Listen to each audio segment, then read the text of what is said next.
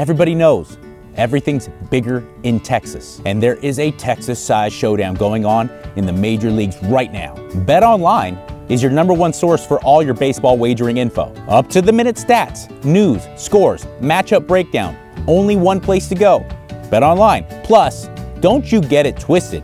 They've got all your odds and betting information that you need for college and NFL football. I'm talking real-time updates, spreads, odds. It's all there. Everything you need to stay up to speed on each LCS all the way through to the World Series. It's all there at BetOnline. So why don't you do me a favor and do yourself a favor? Grab that mobile device, head on over to BetOnline, sign up, and don't forget to use that code BLEAV. That's Believe.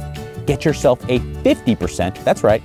I said 50% welcome bonus when you sign up. BetOnline, where the game starts.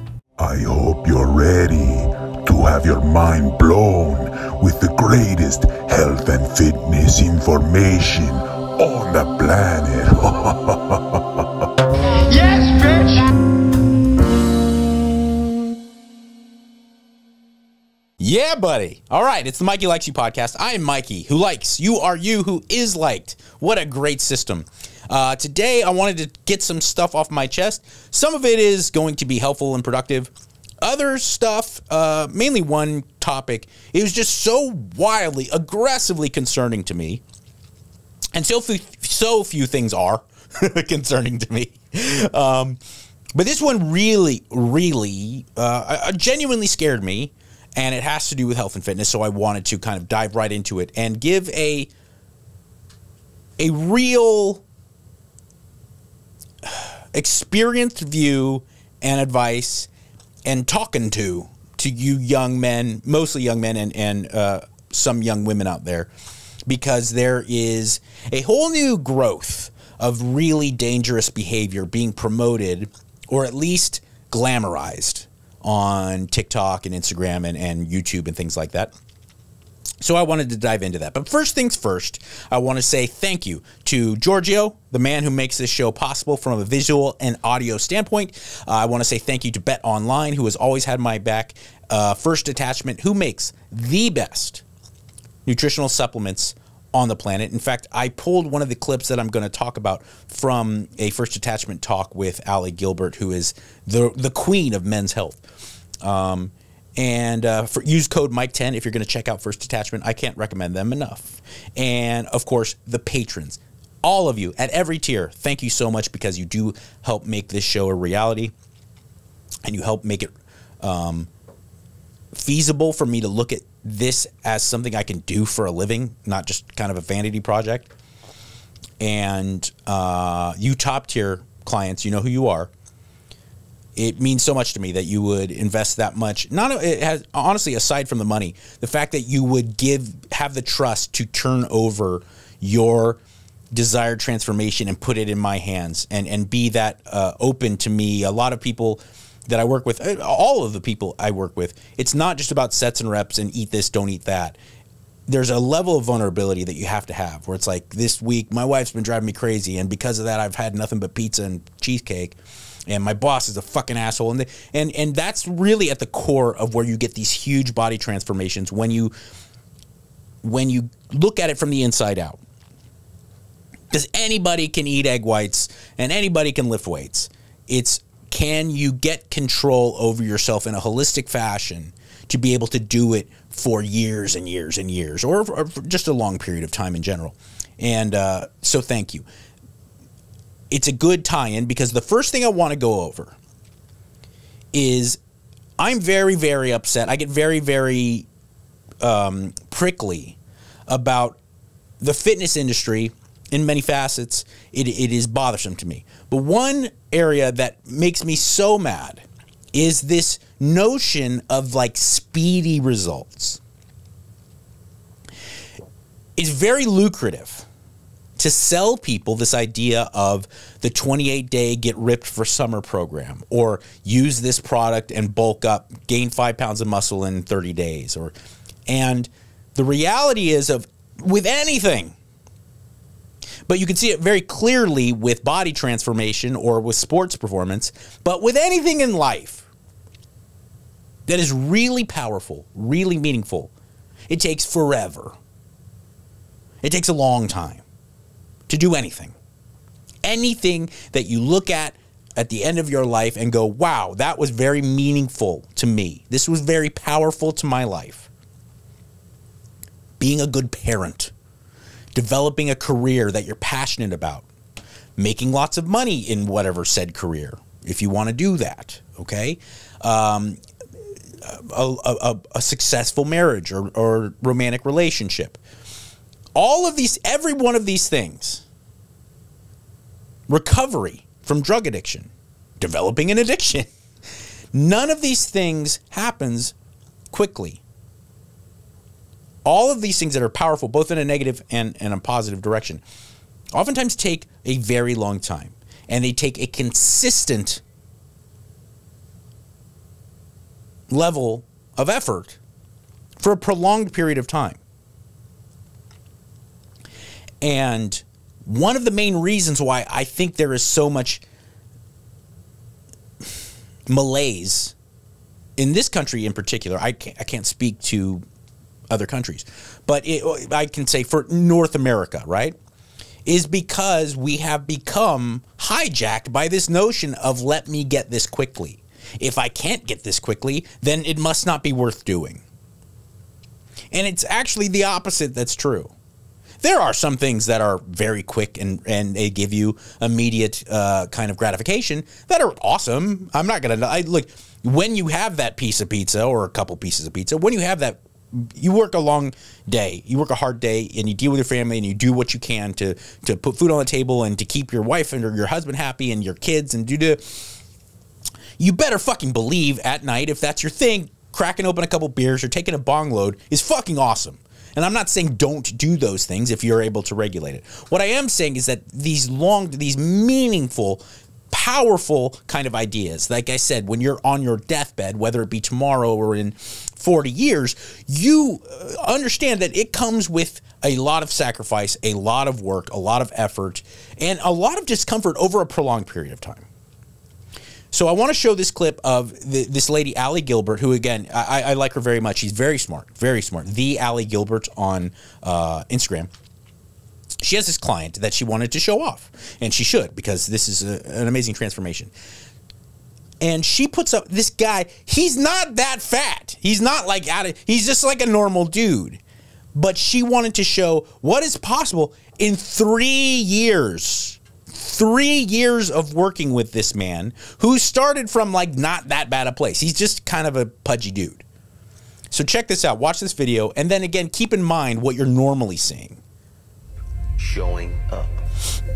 Invest in yourself. Invest in yourself. Believe in yourself, yes. You can start to see the guys losing weight. The love handles are going down. Look at him. Oh, man, he's starting to look at that back now. Even if you don't see the results, and he just keeps, now look at this. 2 years in, 3 years in, and finally he's stage ready after 3 years. They're not going to come if you quit. By the way, to get those results, where you're seeing these pictures now, 3 years is fast. Because that guy is shredded and jacked. That doesn't come easy. That guy actually, and I wanted to use that video as an example to show, just to show you that you're talking 36 months of effort to get those results. I got to be honest, that's kind of fast. Even if he was on gear. Because that dude was jacked and shredded to the bone. And he wasn't, like I said, he wasn't, biggest loser. But he was just a normal guy. And I get plenty of normal guys, 25 pounds, 50 pounds overweight, plenty of normal girls, 40 pounds overweight, who are contacting me, and then they're unhappy that they don't see results in 2 months. Because we've been brain fucked so thoroughly to think, and by the way, because of Instagram and things like that, and I'm not shitting on Instagram, I make my life on Instagram and TikTok, you've been brainwashed into thinking that we have realistic body image ideas. We don't. Men and women, old and young, right now are so fucked up in the head about what an idealized or realistic body is, because so many dudes with crazy six-packs and so many chicks with 20-inch waists and gigantic asses that are made of muscle are putting their bodies out there It was a very, very, very, very small margin of the population that saw those images just 25 years ago. It was dudes like me and really, really rare these chicks that would go out and buy Women's Health magazine, Muscle and Fitness, Women's Muscle and Fitness, and Flex magazine. This was a 1 to 2% of the population was actually investing the time to going out there and seeing those images. Now, all humans, old, young, men, women, black, white, doesn't fucking matter.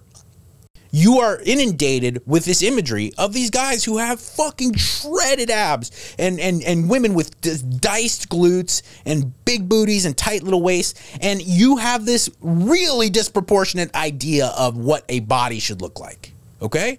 And on top of that, then you have an incredibly disproportionate idea of how to achieve said body.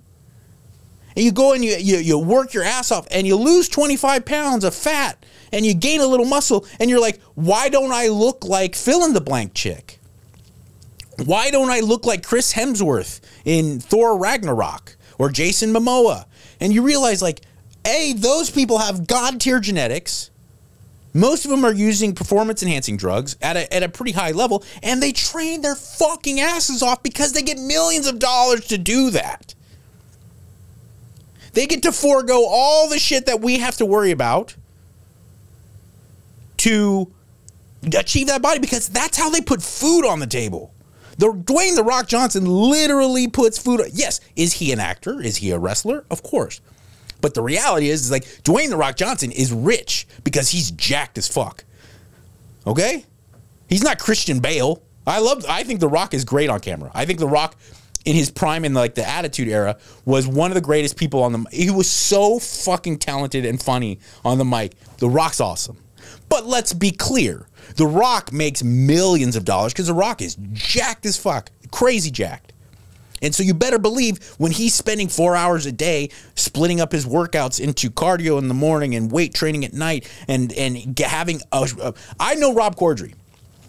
We're not like best friends or anything, but I'm very friendly with Rob Corddry, you know, from radio and stuff like that. I like Rob very much. I think he's a very talented actor, but I know the guy. Okay, so we were just shooting the shit one time. I think it was actually on the air. We were talking about doing Pain and Gain because Rob Corddry was a ancillary character in Pain and Gain, right?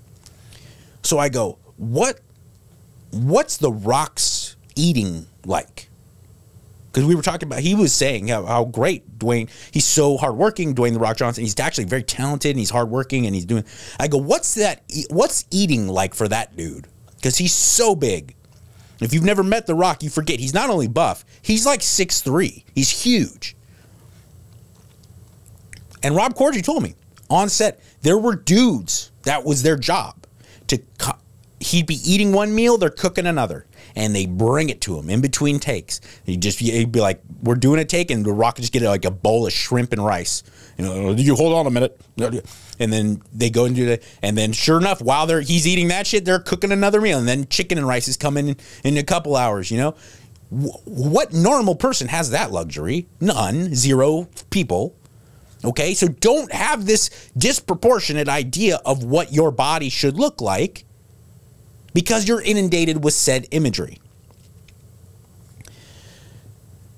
And understand that one of the biggest virtues, I speculate with anything of importance in life, but most certainly when it comes to aesthetic changes, one of the biggest virtues you can have, up there with discipline, up there with self-worth and self-belief, up there with work ethic and lack of laziness, right?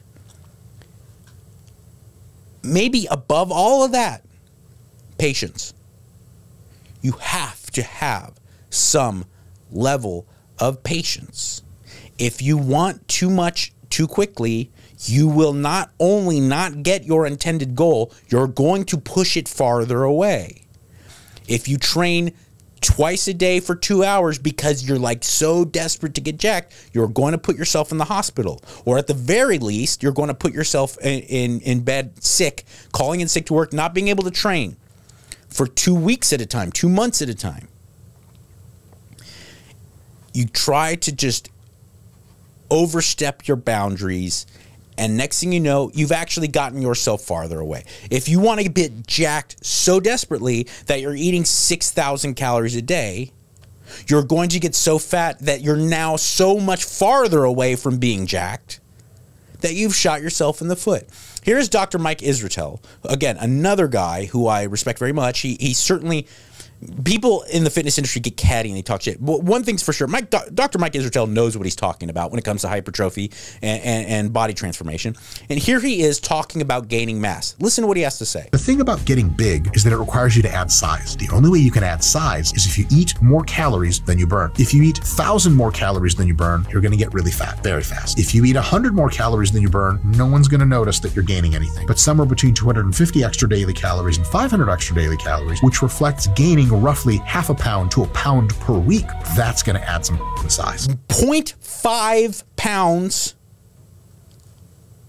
to 1 pound, somewhere in that ballpark, a week. That's how much you should be gaining. And I completely support that.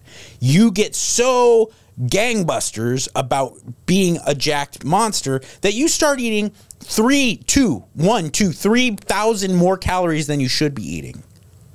And you're like, I gained 20 pounds this month. You gained 19 pounds of fat and water. And now your hormones are all screwy, your estrogen's through the roof, and you're making it even harder to put on mass. But then, I suffer from this way more than the alternative, but I suffer from this a lot. I want to bulk up. I'm in a gaining phase right now. I'm so obsessive about my fucking abs that I'm eating like 50 to 100 calories more than I should be eating. Measuring that, I was like, oh, I had this quarter cup of rice, and like because I get so obsessive about my abs blurring out, you know, and like my delts looking a little bit more blurry.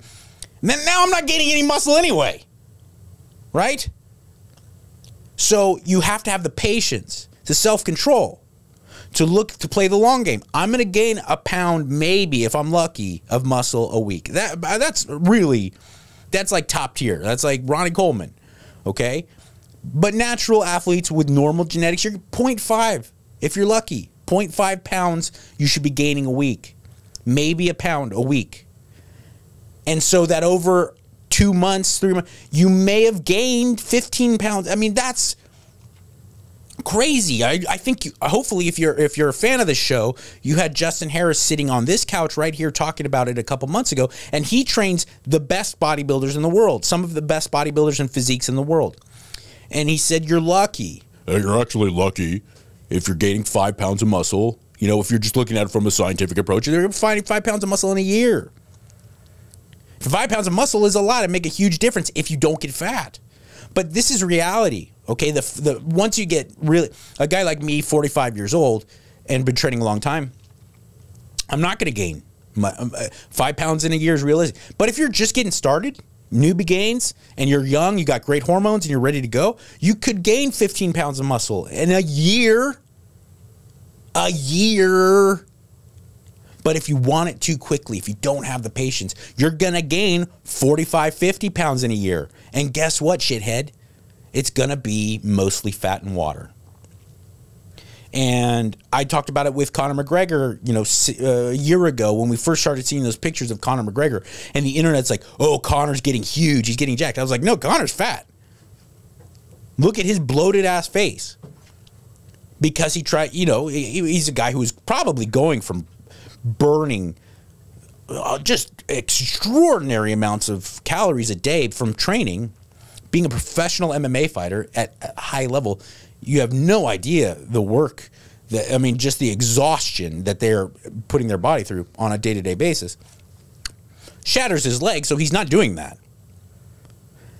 And now he's just eating and pumping iron, and everybody's like, oh my God, he's getting huge. I was like, no, he really isn't.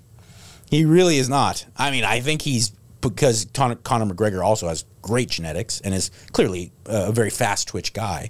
He put on some muscle, but he had this big fucking bloated face, and he just didn't look good. He didn't look good. When you see Conor, when he was fighting at 155, especially when he was fighting 145, he looked a little sickly. But when he'd be fight ready, when he was fighting at 155, you're like, whoa. Especially that second Diaz fight when he was fighting at 170. I think it was catch weight at Did they agree to fight at welterweight, or was it a catchweight? Catchweight, and I just remember it was bigger. He was bigger than normal. Cerrone fight too. The Cerrone fight. He looked fucking amazing, like an Adonis, you know?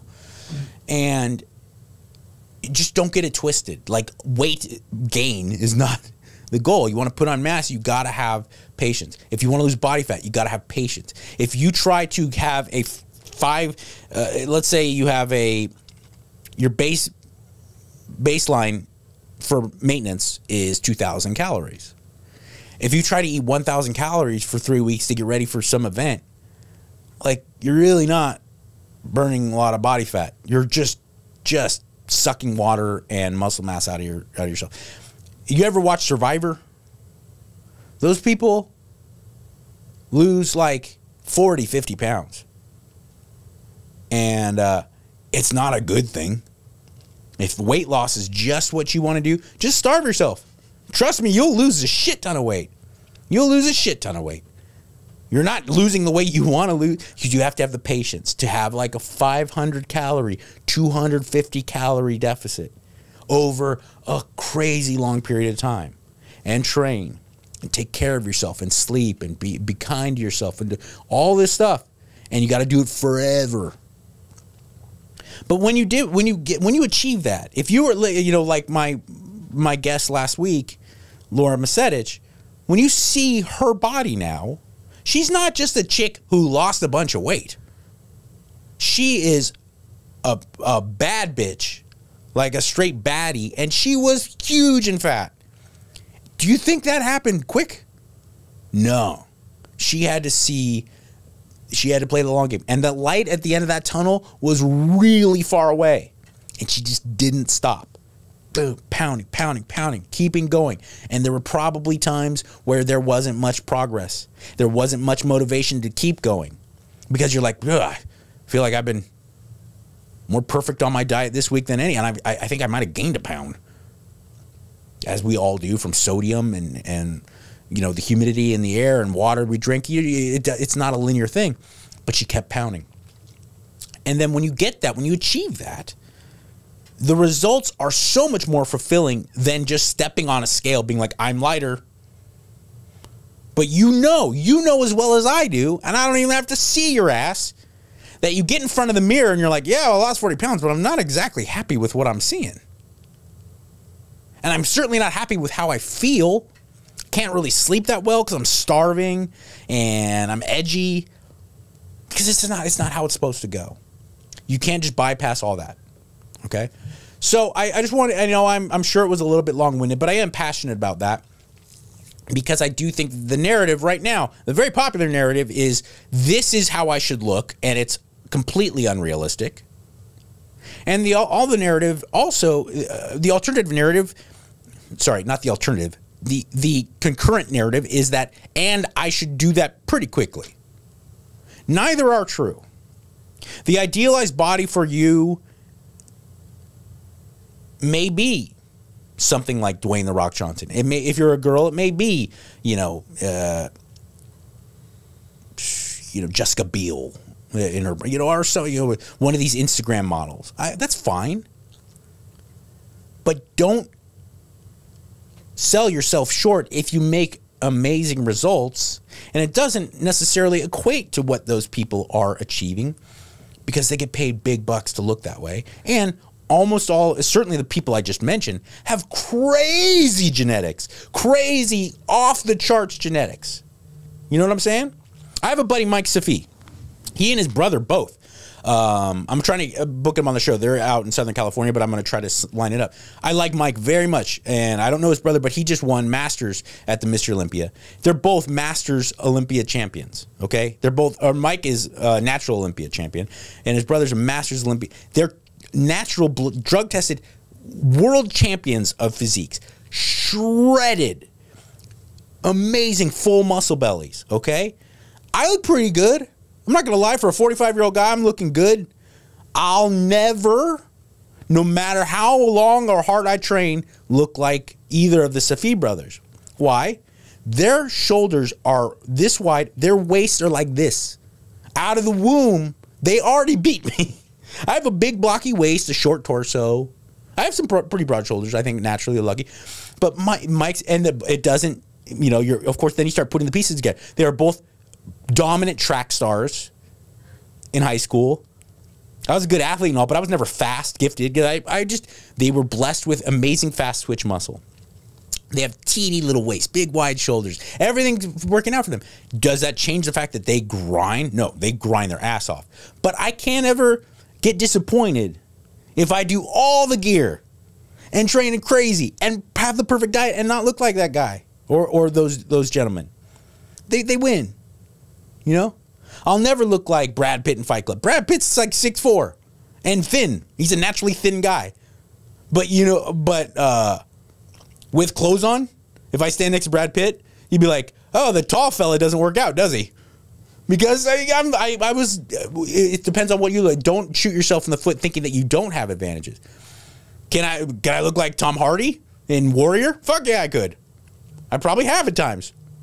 But I'll never look like Ryan Reynolds in Deadpool, who looks great. Because Ryan Reynolds is like 1,000,000 feet tall and teeny, very lean body, you know, kind of swimmer body. So when he jacks up, he has that Tarzan thing. I'll never be that guy. I'm a little fucking power plug. I'm 5'10", 190. You know? So it's just like, don't have a very narrow idea of what you should look like in the end. And when you don't achieve that, have a realistic idea of what you should look like in the end or want to look like in the end. And then also have a realistic idea of how long it's going to take to get there. Okay? Lastly, and maybe the most crazy, I can't believe this is real. I can't believe this is real so much that I literally had to do fact checking. Because I was like, well, there's no fucking way. This is mainstream old school media just trying to get clicks. There's no fucking possibility that there is TikTok steroid challenges. That's just insane. I know, I just got through saying earlier in this episode, there's a lot of dangerous kind of body image problems with social media. I get that. I hope I don't perpetuate some. I'm not that jacked, but, you know, I'm an older guy who's got abs. So maybe putting up pictures, maybe it does give people a bad feeling about it. I hope I don't.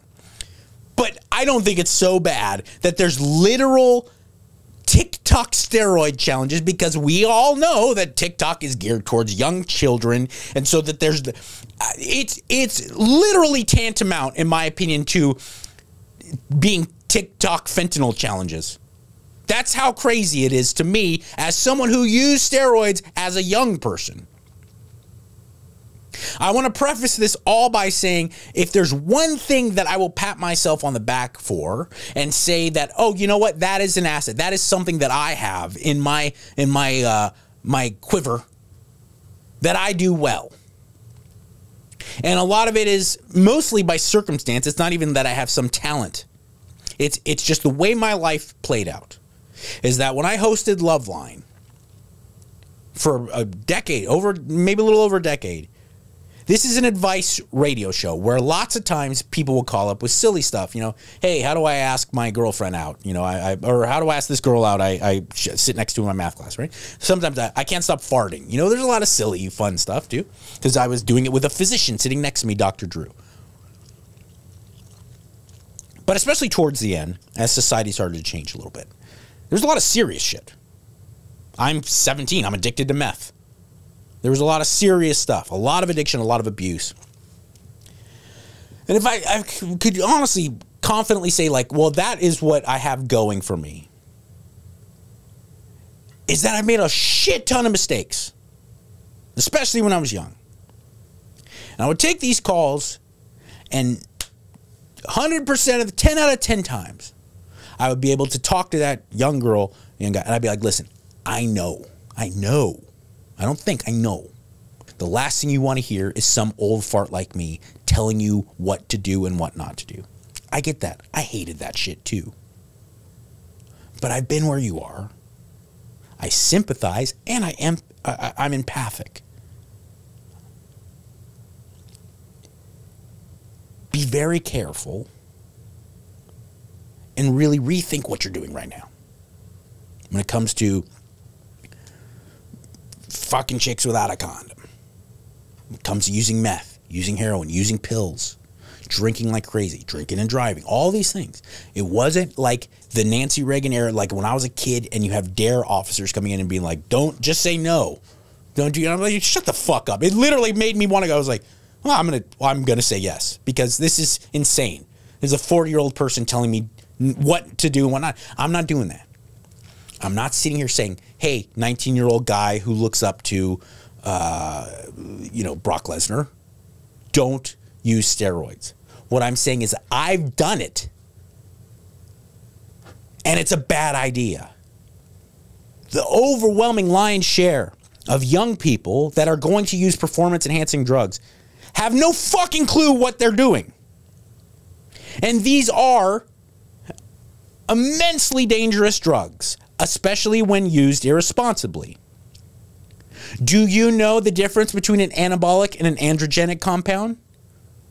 Do you know what DHT enhancers are? Do you know good post-cycle therapy, aromatase inhibitors? Do you know bridging cycles? Do you have any concept, or did you just see something make me big, muscle go good, put in body? I am someone who really knew what I was doing before I took that step into using steroids when I was 20, 21 years old. I had the luxury of people older than me who had been through around the block, and they take me and they explain everything. You got to run tests no matter what you're doing. If you're cutting, you got to use the short esters, something like propionate. Okay, then you got to combine it with the right anabolic. If you're bulking up, maybe DECA is a good choice. Winstrol as you get closer to leaning out, or like if you're going to do a show prep. Prima Ballin's old school, but it works really well. Blah blah blah. They all broke it down for me, and it was still a fucking disaster. When you take anabolic androgenic compounds, your natural hormone system shuts down. It recognizes, you wanted something? Your balls do shrink. For you fellas out there. They do. You know why? They stop working. Contrary to popular belief, your balls don't make cum. They produce male hormones. Your prostate makes your cum. That's why Dr. Drew, who had his prostate removed, shoots ghost loads. It's crazy. I know. This still blew my fucking mind because he'll blow loads and no load comes out. He just feels the good. And I said, that's like my 9/11 because my favorite thing in the world is ropey strands of jizz. I'm getting off topic. Here's my point. So your balls are they're there to, their testes are there to produce testosterone and male hormones. When they recognize that an exogenous form of said compound is coming into your body, they're like, okay, our job is done here. And that's when you get testicular atrophy. Okay?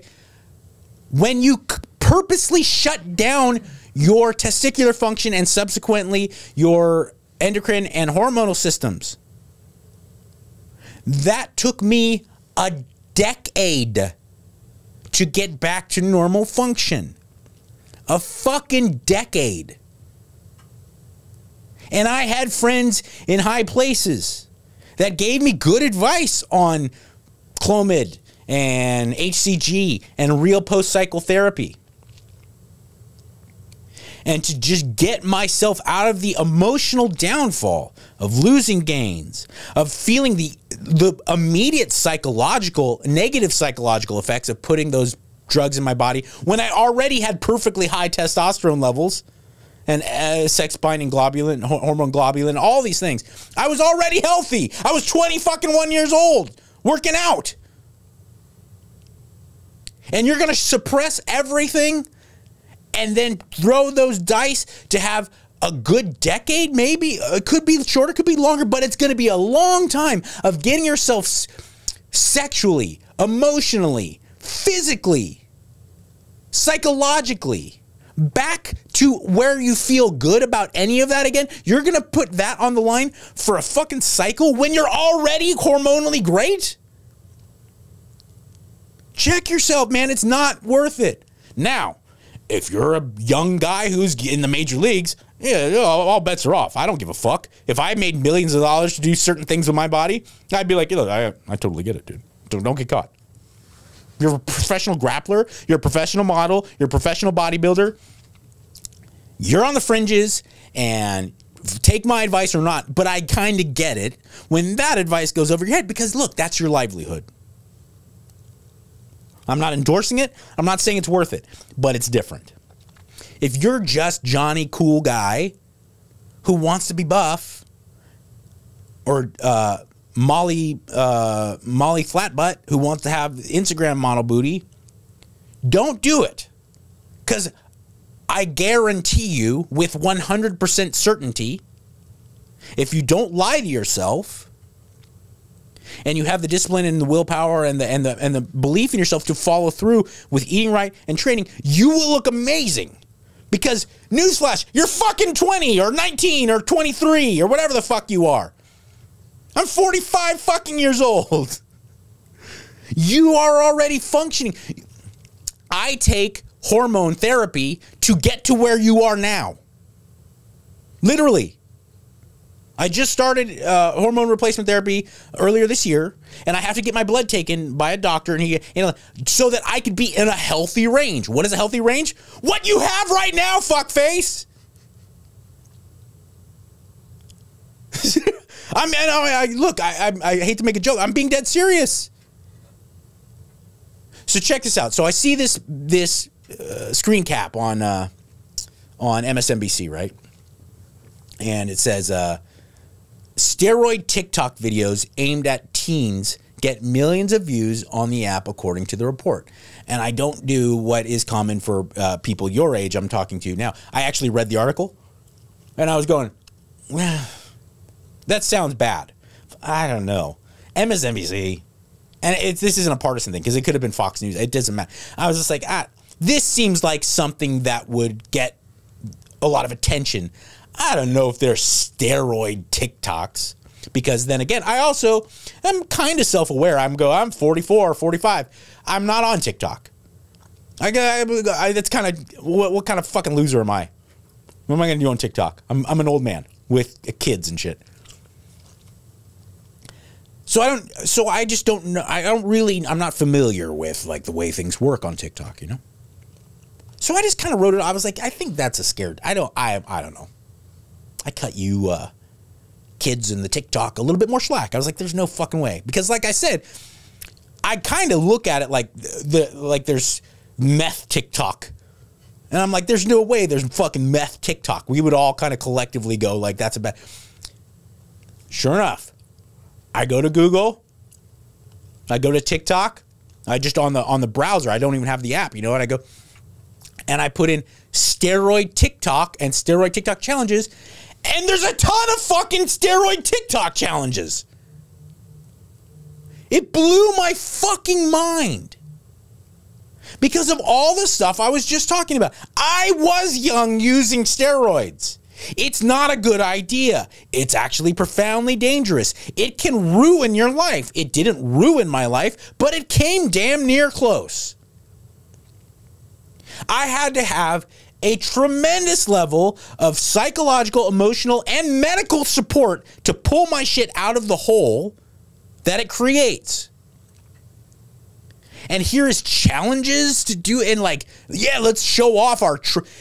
On top of it, the most dangerous of all steroids. Well, not the most, okay? There's DNP and shit like it, but most people aren't even aware of them. But as far as like commonly known steroids, trenbolone acetate, it's the one that fucks your body up the most. You feel like shit. Check this out. So I go and I see like these trend challenges, and I'm like, this is impossible. I click on it, and sure enough, there's a video of another guy I like a lot, Greg Doucette. Greg Doucette's an IFBB pro bodybuilder who's been open about his use. Listen to what he has to say about this shit. The 30-day trend challenge. I completed the 30-day trend challenge, and the results might just shock you. The challenge is simple. Take trend for 30 days and see how much progress you can actually make. Do not take trend. Of all the steroids I can think of, this is the worst one in terms of how it makes you feel. It's the most suppressive, makes you feel like garbage, very hard to come off, shuts you down for months. And so why would you take it? And so anyone thinking about going on this 30-day challenge, well, you are an idiot. He's right. If you think about doing this, I'm not going to call you an idiot. I'm not going to say you're dumb, What I will say is, like, I've been you. If I had TikTok in 1999, I would absolutely be pumping my ass full of shit. Let me rephrase that, because that clip's going to be used forever in all over Grindr. I would be injecting myself and taking pills all day if I had TikTok. Legit. So I'm not condescending to you. I'm not trying to talk down to you. I'm not trying to make you feel bad about yourself. I'm saying I'm the old fuck who was you. I don't want to see you go through the same shit that I went through. Because just like with narcotic addiction, I have a supportive family. I came from a wealthy upbringing where my dad would write checks to rehabilitation centers when I got myself into trouble. I had friends and family all over that would support me and tell me, you can do this, let's go. And it was still fucking impossible to get off drugs. I had professional bodybuilders, retired professional bodybuilders, meatheads, old drug gurus all around me, chat rooms of real smart people showing me how to use steroids when I was 20. And I soaked it all up like a sponge. And I used them properly. I didn't get crazy. I trained, I ate, and everything. And when I got off, it was impossible for me to try to piece my life back together because of the depression, because of the anxiety, because of losing my gains, because of the flushed red hot skin, because of not being able to sleep, because my hormones were back, because I was a 23-year-old guy who didn't want to fuck. And I'm the horniest guy that's ever lived. I control it. But all I care about is hot chicks. All I care. I was beating off 5 times a day when I couldn't have sex. Even when sometimes I would have sex with an attractive girl and it would make me feel more horny because I'd be like, I'm such a stud. And I'd beat off because I was so, and I was not only not horny, I found it disgusting to like think about kissing girls and stuff. It was like, ugh, because my libido was trashed because I had internally destroyed my body. So I'm not coming out here as some old fuck being like, you dumb kids, reckless. I'm saying it because this looks appealing and it gets dressed up in a way that it seems glamorous and cool. I know, because I'm that guy, that there are plenty of young people who desperately want to be jacked, desperately want to be shredded. And I'm telling you, this is the reality. Don't fucking do it. And it's not worth it, especially when you're young and you have great hormones already. All right. Thank you. If you're interested in further information or more geeky info on anything that I talk about on this podcast, I will put my Patreon link in the show notes below. And thank you again to Giorgio, First Attachment, and Bet Online in this crazy mixed up world that makes you think that nobody cares. Remember, I do. Be good.